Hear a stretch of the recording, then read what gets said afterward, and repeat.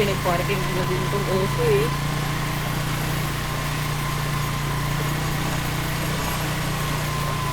Hanggang ulo. Kaunti lang nakapark sa 7-Eleven. Ayun sa 7-Eleven, pumunta ka na. Hindi. Hindi ba? Hindi, ayun. Ano nagbawalan siguro? Oo. Hindi ko dati may park doon. Ayaw mag-pa. Balik ka dito. Bakit yun niligtas mo? No. Ay, garandalig. Kahit ka rin nakakasot. Hindi yung motor. Ah, my God.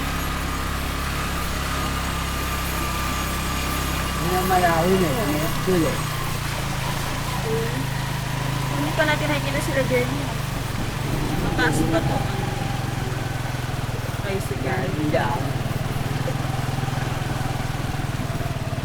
Ano na yun,